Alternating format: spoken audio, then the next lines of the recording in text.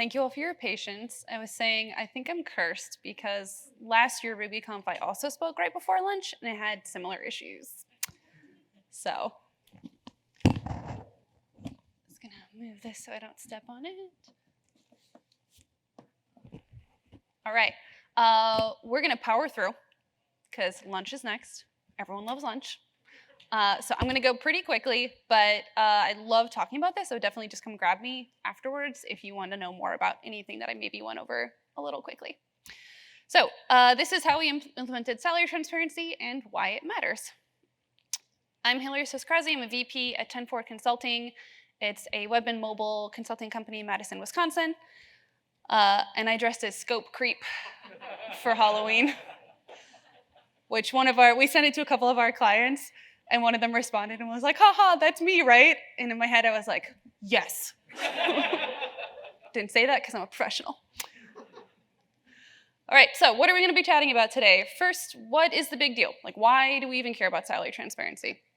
What are the different types of transparency? Because it's not just posting wage data. What did we do at my company when we implemented it? What did we learn? What have we done differently since? And then finally, conclusion, which we're going to skip because we ran out of time. But that'll be through the next 3 days, will be the conclusion.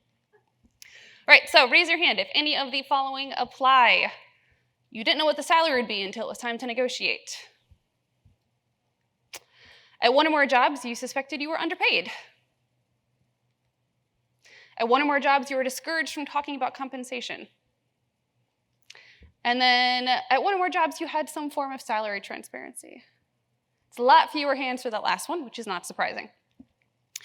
This is why that matters, right? So 85 million, that's the expected global shortage of tech workers by 2030. And here's where I want to say really quickly that I did my best to get a mix of stats that are global, but a lot of them are coming from data with the States or Canada, just because that was a lot of the information I could readily find. 73% of US tech workers are considering quitting in the next 12 months. So you might be thinking, okay, well, I don't run a business, like, how does this really impact me? Extra work on your plate, right? Anyone who's worked at a company that is understaffed knows that there's work that has to be done, and a lot of it is gonna end up with you. Company volatility, especially if you're at a smaller company might go under, right? They might fold your department. They might move you to work that you don't wanna do. Unhappy coworkers. No one likes being in a workplace where there's low morale and everyone's frustrated and stressed out. And then finally, maybe that's you, right? Maybe you're in that position where things just are not going the way that you want, and not having enough people is part of the reason. Why are we quitting, right? So this is from a Pew Research study. Low pay, lack of advancement opportunities, and feeling disrespected at work. Has anyone had any of those at a job before? Yeah. You don't have to say about your current job because, we're in public, but. So what do employees want? Well, it's a lot of things. So according to that same research study, about 40% of people who are considering quitting say that, like better childcare access or more flexibility would help, not too surprising. But very few people cited those as major concerns compared with pay. Not only pay, but also advancement, and then, like I said, feeling respected. So really, it's just about money, right? That's the reason a lot of us get a job. We need to pay rent. We need to, buy food. We want to go to the movies. So salary transparency is pretty high up there across a wide variety of surveys about employee needs and desires. So 80% want some form of salary transparency. 68% would switch jobs for better pay visibility. And notice that's not better pay. It's better pay visibility. 63% prefer to work at a company that has salary transparency. 82% satisfied with lower pay if it was communicated clearly. 60% will quit because they think they're underpaid. And 70% believe salary transparency is good for employee satisfaction. And one thing that I want to highlight, there was some recent data that came out that shows a lot of people think they're underpaid even if they're not. And again, that's because of that lack of visibility. And so we might have coworkers or ourselves or who are quitting because they think they're underpaid, but we're actually making at or above market rate. But if you don't know that, I think I would assume that I'm underpaid, right? Because this is America, so at least here. All right, of course, goes without saying, but we're going to say it anyway, the equity wage gap is even worse for women of color. So more than 80%, oh, sorry, that should be on the other one. Anyway, we're going to get to that. But the people who feel like they're being underpaid, a lot of them are right, because they probably are, right? So more than 80% of US employers who took pay audit equities found gaps in their organization. And this is important because these are companies who are self-selecting. Well, they might have been forced by a lawsuit, but a lot of these are companies who are self-selecting into doing this audit, right? So these are already companies who probably on the whole are doing better at some of this than other companies who aren't even doing this audit. But even those companies, the vast majority had these gaps. And of course, that gap is even worse for women of color. So Latinas, Native Americans, and Black women working full-time lose about $1 million over the course of their working lives. And part of this is in, if you start at the same salary, right, both start at, or if you start at the same job, someone negotiates, you don't, right? Maybe you start at 40, they start at 50. That is going to follow you throughout your career, as we're going to see later. And so this is the compounding lost wages over time, if you retire at like 65, it's $1 million, and that is messed up. So how does this happen, right? Because there's no like one individual thing. It's not like, oh, we just do salary transparency and everything goes away. You often hear like, okay, well, if so-and-so is unhappy with their pay, like, why didn't they just negotiate, right? Which is a terrible solution because it's not a solution. One of the big problems that leads to this pay equity gap is that oftentimes managers are your advocate. So if you have a great manager who is willing to go to bat for you and has buy-in with the people who are making decisions about pay, awesome. You're probably going to do okay. If you have a manager who is overworked or isn't great at advocating or doesn't have a good relationship with people making the pay decisions, that can seriously affect the amount of compensation that you are taking home despite your performance. Employees as advocates, same issues, right? Oftentimes we have to advocate for ourselves, especially at the beginning of the process. Relying on negotiation as a primary tactic for setting your base pay. This is inherently flawed for a whole number of reasons. So this I thought was great. So it's like, we all know the pay gap is a problem, right? Looking globally, it's estimated at 23%. The problem is that this carries out through a career, right? So those anchor points in negotiations will be lower because the pay that you were making at your previous job is lower, and you're less likely to negotiate for a number of reasons. And so that gap not only persists, but widens over time. Really like this quote, ethics is knowing the difference between what you have a right to do and what is right to do. And this is especially important in the next section where we look at legislation and guidelines and policies that are being passed that take away some of the legal right to not be open about salary. But even if you're not being impacted by that, there's still a lot of value, as we just saw, into doing it anyway, even if it's not being legislated or if you're not being forced to. So even if your company might not be swayed by the ethical arguments, pretty soon the legal ones are going to catch up to them if they haven't already. So types of transparency. It's not just about salary data. And when I went into this whole process, that was kind of what I had in my head, right? Is like, oh, salary transparency means posting what people are making in different positions within a company. There's actually a lot more in it, but we're going to start with that one. So this one feels pretty straightforward. When you're posting an opening, what is the salary going to be, right? Or what's the salary range? This is really gaining in popularity, especially in the US, but also in Europe. So who already requires this? And again, this might not be a comprehensive list because there's new legislation out all the time, and it can be hard to find it for specific areas. So for example, I was trying to find a lot more data about African countries, and mostly what I could find was a lot of people in South Africa specifically advocating for this, which to me said, okay, they don't have it yet. But there really wasn't a good way to find definitive answers for some of these places. And which is also a problem, right? If you don't know what your rights are, then you can't exercise them. Two different kinds also that I want to point out quick about posting salaries with job listings. So some legislation, including the pieces that we're going to talk about here, some say that it has to be posted flat out, every job listing. Some just say that you must provide it if a candidate asks, which I feel like is less helpful because, again, that's putting the onus on the candidate to ask, and there are a lot of reasons why people might not feel comfortable doing that. So who already requires one of these two types of job posting transparency? 17 US states total, a bunch more added it this year to go into effect next year or the year after. Ontario, Canada, the province, other provinces are seeing, provinces, or in Providence, they are a province, are seeing how this has played out and are considering adopting similar legislation.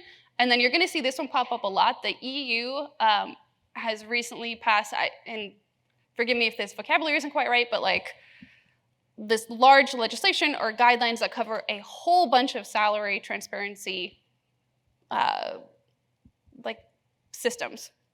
And I believe it was originally expected to go into effect in 2023, and there was a lot of outcry from businesses who were like, we need more time.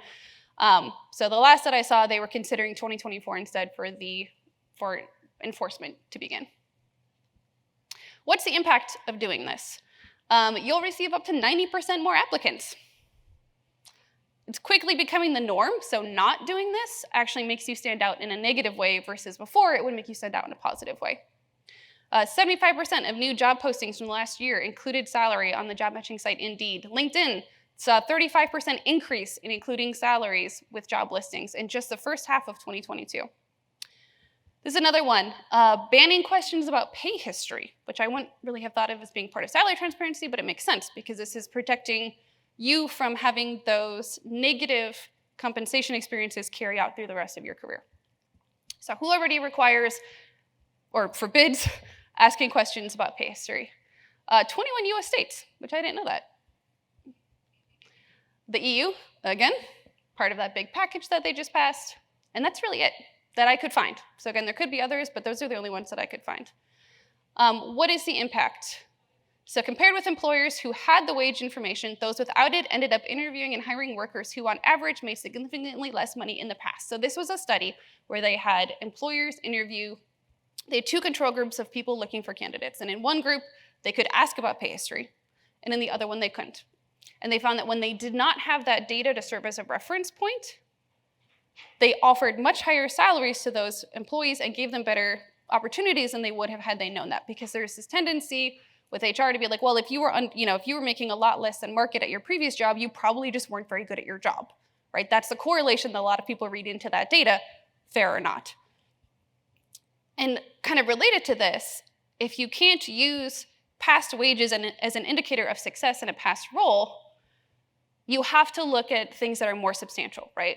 References, having them do a practical, things that actually get to whether they would be a good fit versus just if their last job thought that they would be a good fit based on what they were paid. So it can make the hiring process take longer, right? Because you have to do more of that research or due diligence. It means you don't have a default data point. So that is what, if you're in a hiring position, you might view as a con. Although I would argue it's a pro because you're going to get better people. Internal, external salary data. So this is kind of a big one that we think of when we think of salary transparency. One thing to specify is that for a lot of the locations that I'm going to be listing here, it only applies for companies of a certain size. So for example, in the UK, company has to have 250 employees or more, which leaves out a ton of companies. So better than nothing, but still not great. There are also multiple kinds of data that people can share when it comes to their wages and compensation. So it could be by person, it could be by role, they can just do averages across similar jobs, and some of them only publish it upon request versus having it open for anyone to find at any time.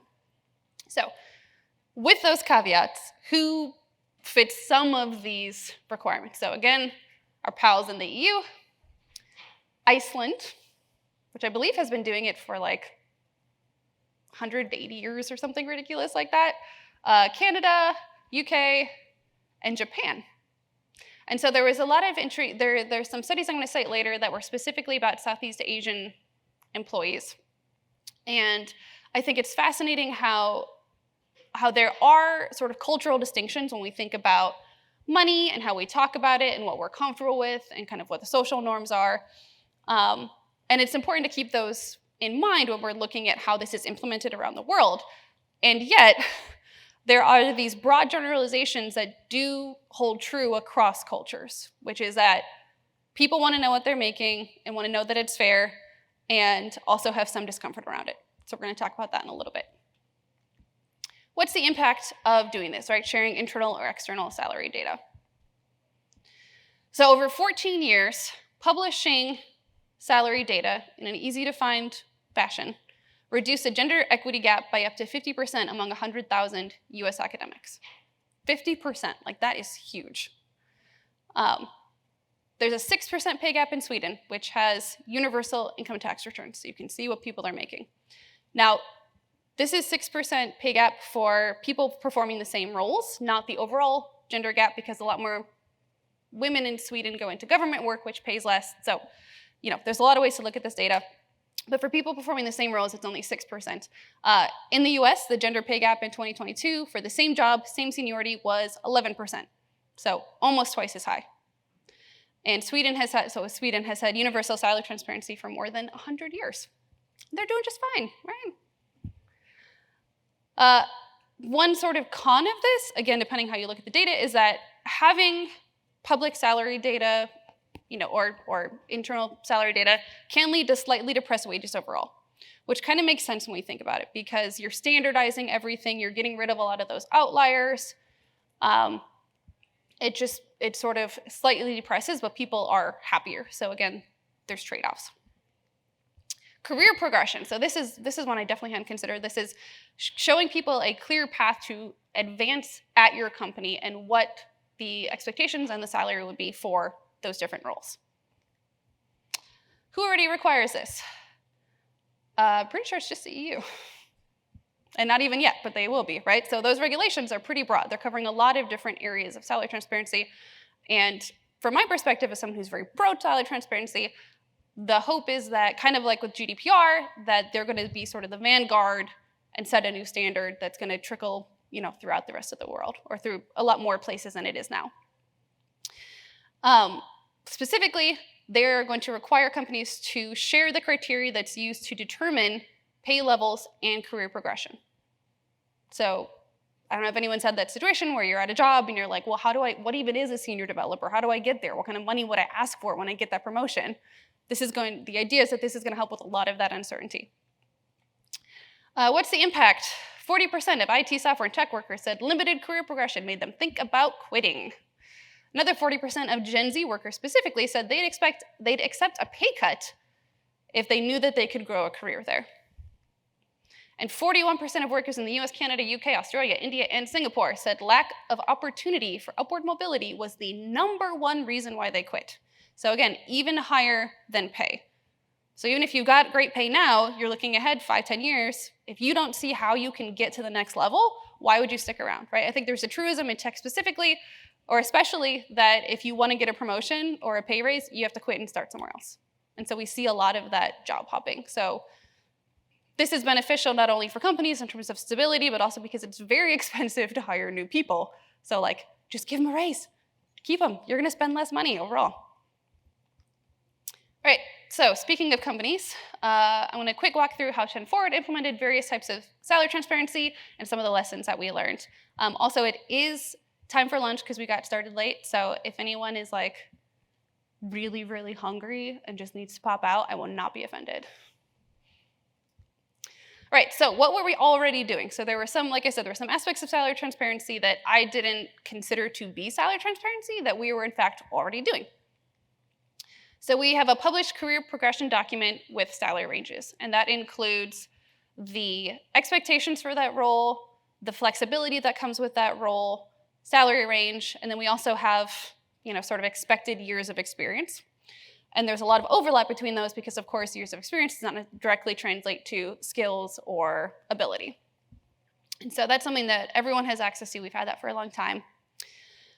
We have documentation on how to ask for a promotion or a raise.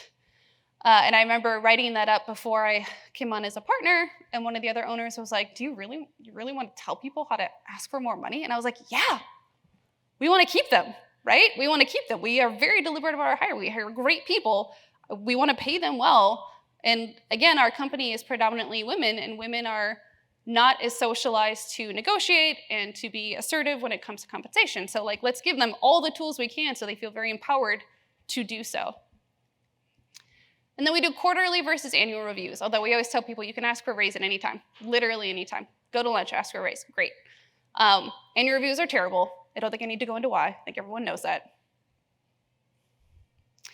What kind of sparked these additional efforts that we ended up taking on? So it wasn't this exact tweet. It was, I think, 3 or 4 years ago that we started to do this, and I spent way too much time, y'all, on Twitter trying to find this exact tweet. Couldn't find it. But it was something really similar to this one. And it was specifically coming out of Black Twitter, Black women Twitter. And it was this idea that, the original tweet I saw was like, I would never apply for a job if the salary wasn't posted. And I think what really sums it up well is she says it's an absolute privilege to be able to apply for a job without knowing the salary. And that's so true, right? If you are dependent on your paycheck, you need to know what that paycheck is. And if you don't have a lot of extra time for the interview process, you waste so much of it going through, only get to the end and realize this salary is not going to cut it for me. And so seeing that just kind of was this light bulb where I was like, oh, duh. We should totally post our salary ranges. We already know what they are, right? We have them in our progression doc. We figured them out. We just weren't posting them. Additionally, I saw a talk at Right Speak Code in 2019 from Nancy Hawa, who's currently at Etsy. And she gave a presentation about her company at the time, Dev Results, instituted internal salary transparency and the impact that it had. And I think seeing that talk really made it seem much more achievable. It seemed very simple and straightforward and provided a blueprint. So definitely want to give shout out to her.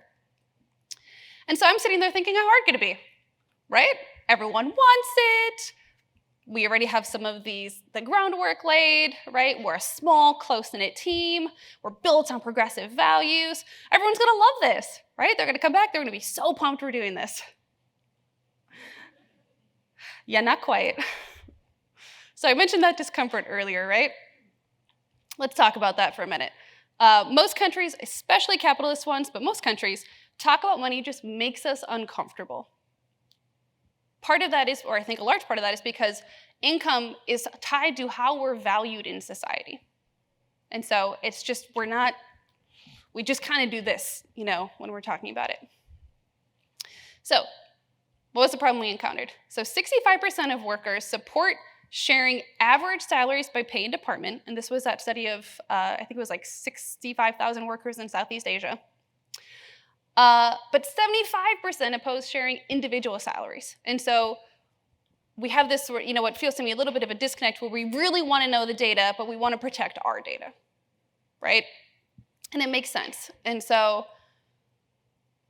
we ended up deciding, especially as a small company, and especially having this rank stock, so you could figure out loosely what someone was making anyway. If you know their role, you can go to the rank stock and be like, well, they're making between this range.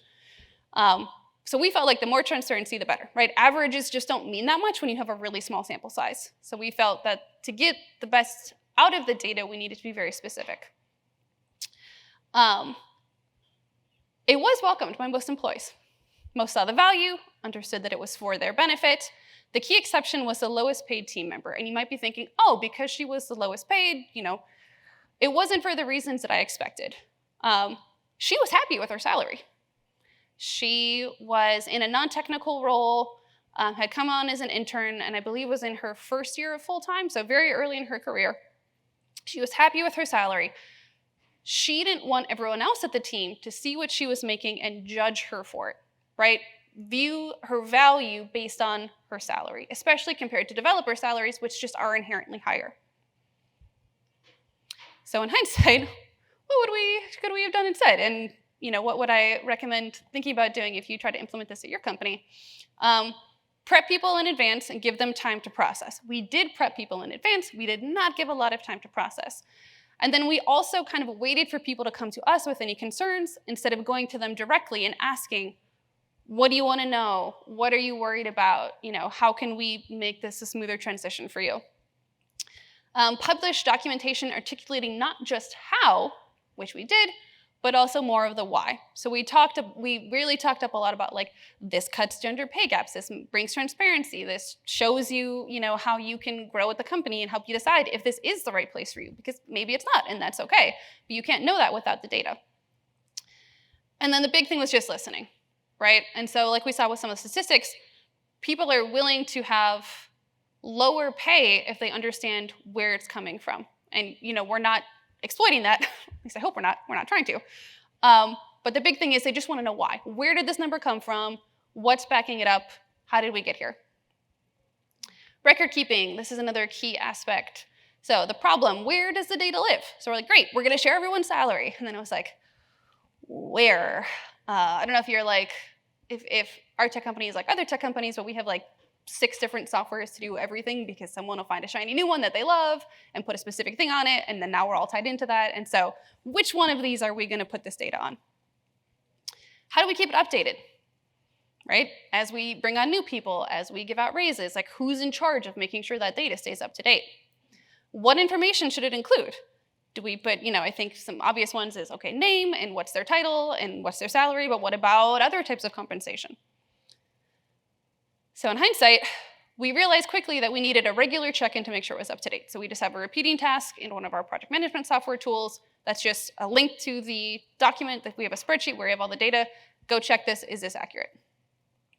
We also had a historical data tab based on feedback. And so you can see the current salaries, and you can also go back and see how much time passed between promotions or raises and what was the amount of the raise.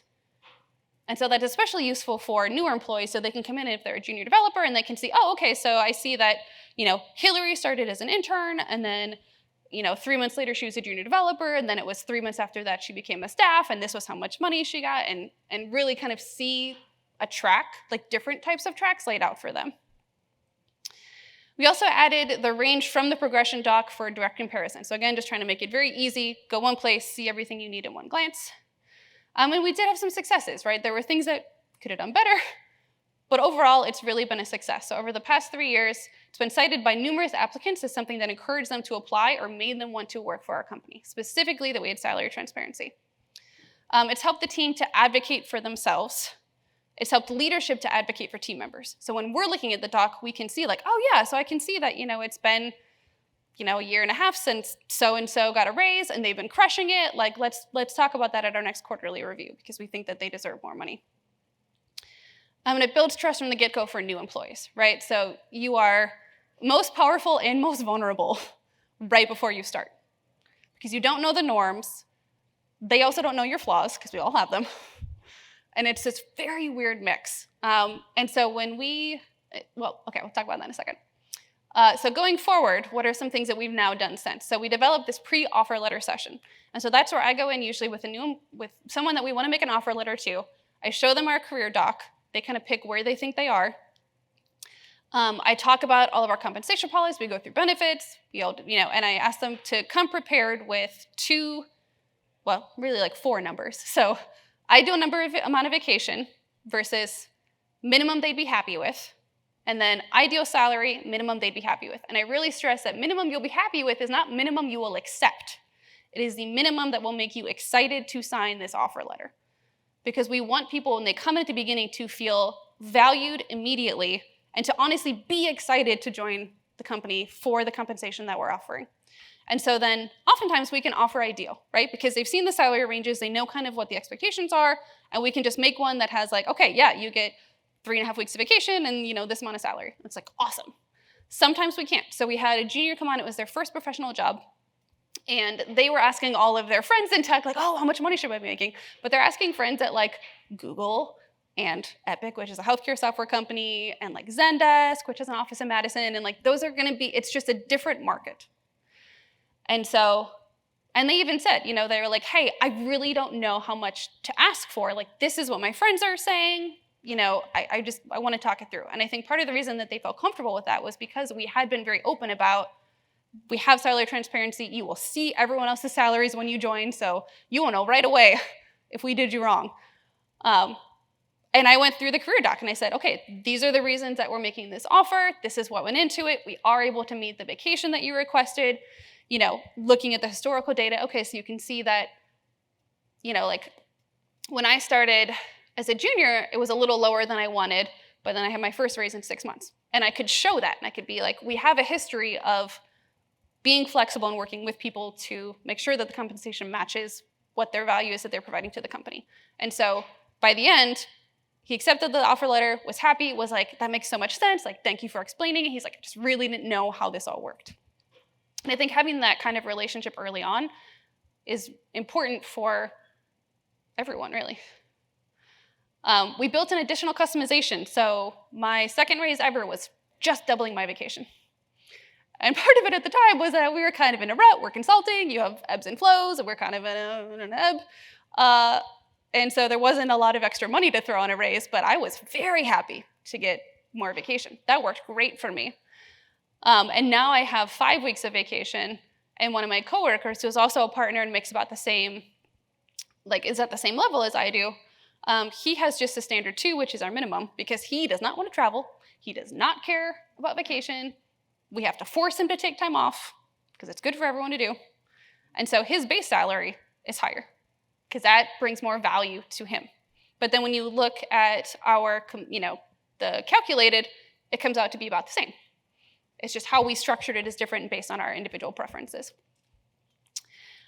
We still need to improve transparency around partner compensation. This is one that we've really wrestled with when you look at profit sharing or quarterly bonuses. We haven't figured out the best way to do that. And then similarly for referral bonuses or sales commissions, because we're hiring a salesperson. So there's some areas that we still need to do additional work, and that's kind of the ones that we're looking at next. And that's all I have, so thank you.